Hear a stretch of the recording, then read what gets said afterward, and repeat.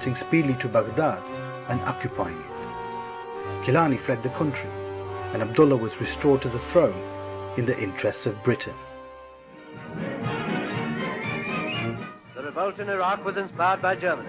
Its leader was the quisling Rashid Ali, but the vast majority of the Iraqis remained loyal to their king and their treaty obligations with the British. Bottles containing identification papers have been placed on the graves of Iraqi rebels who died in the revolt.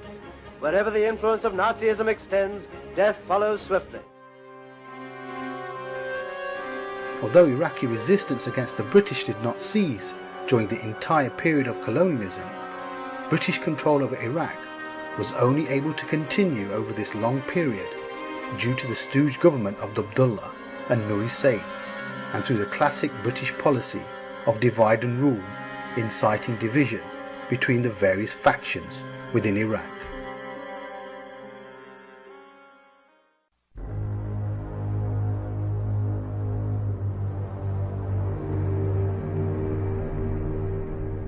Following World War II, America entered the region as a new player in the struggle over Iraq in order to compete with Britain over controlling the oil.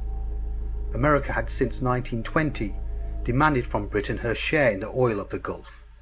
Britain, being the leading state at the time, unequivocally rejected the American demand.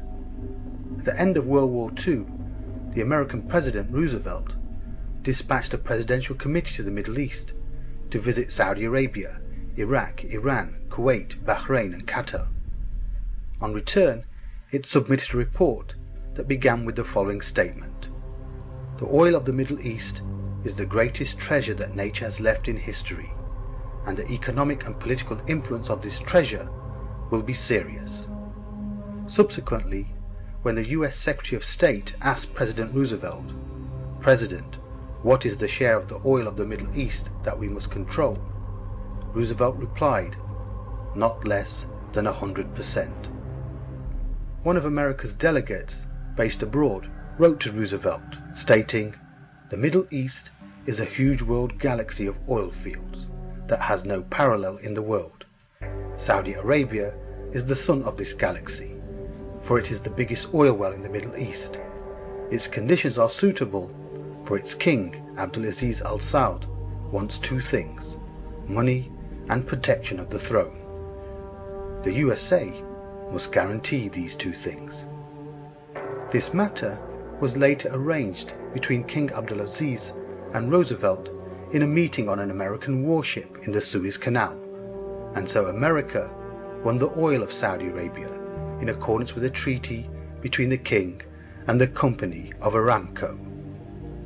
Although Britain reluctantly conceded to America the oil of Saudi Arabia and part of the oil in Iran, it did not give up the oil of Iraq and continued to safeguard Iraq as its main base in the region. In order to protect its position, in 1955, Britain formed the Baghdad Pact between Iraq, Turkey, Iran and Pakistan, and put all of them under its control.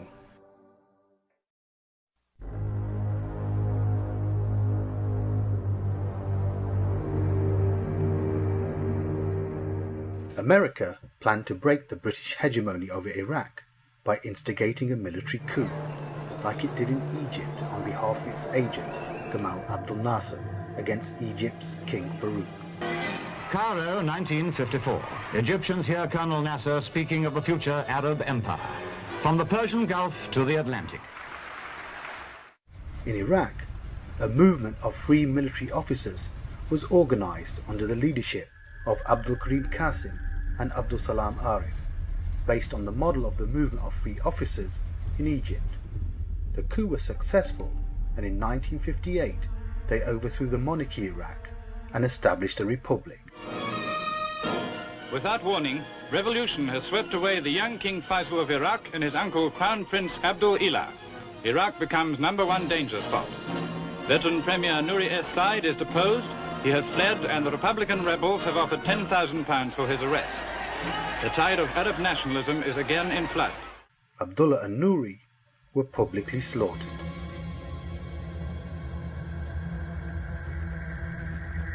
The new republic system in Iraq immediately set about removing itself from the military, political and economic stranglehold of Britain by withdrawing from the Baghdad Pact and the sterling. Then in 1961 it passed a new Iraqi law that put most of the foreign oil companies under Iraqi state control. However, the leaders of the coup were divided towards Abdel Nasser. Abdul Salam was considered loyal to Nasser and preferred Iraq to join Egypt and Syria in the United Arab Republic. However, Qasim was against this. Abdul Salam therefore renounced Qasim and looked for an opportunity to remove him, but it was Qasim who removed Arif from the government instead, arresting him and putting him on trial. Towards the last years of his rule, Qasim set about working with the communists and strengthened their position in Iraq. This further rallied America and Britain against him. Nasser therefore strongly attacked him and his communist allies, accusing them of being agents to Moscow and of abandoning Arab nationalism. Nasser even supported some revolutionary movements against Qasim, but they all failed. Eventually the Baathists and the Nationalists united to overthrow Qasim in 1959 and assassinate him. Abdel Nasser supported them by financing the assassination operation, but this attempt also failed. However, political forces increasingly continued to rally against Qasim, backed by America, Britain and the oil companies. Then in 1963, the Ba'ath Party and the National Forces led by Abdul Salam, with the backing of Nasser, conducted a successful but violent coup that led to the killing of Qasim and the elimination and torture of the communists.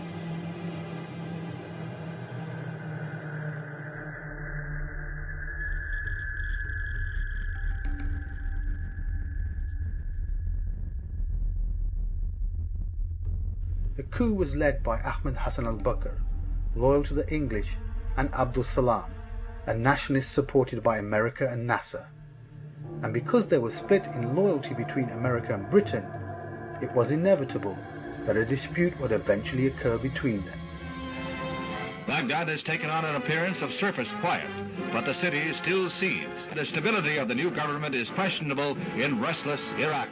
On the 13th of April 1966, Abdul Salam died in a plane crash, and his brother, Abdul Rahman Arif, was appointed president of Iraq. America played a large role in his appointment, but he was weak in character and political matters in Iraq became unstable, with political influence fluctuating between the British and the Americans.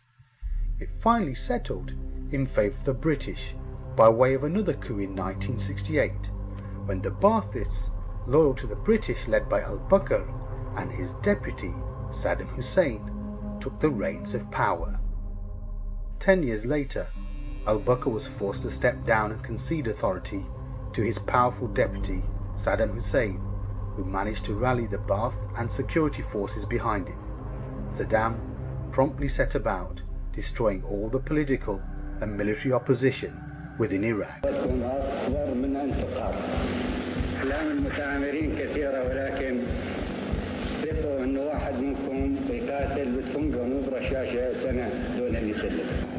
كان يلوم على بعضنا.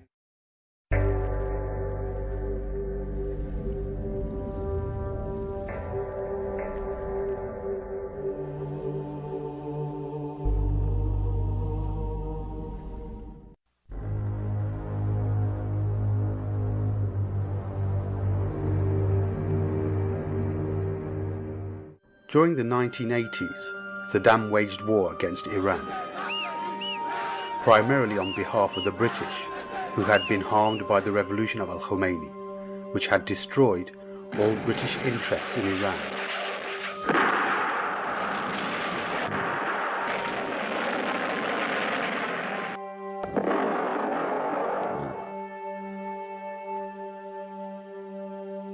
In 1990, Saddam turned his attention towards Kuwait. British aims were paramount.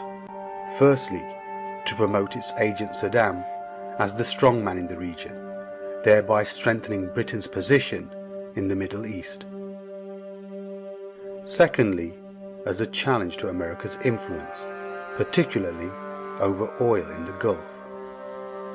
However, America used the Kuwaiti incident as an excuse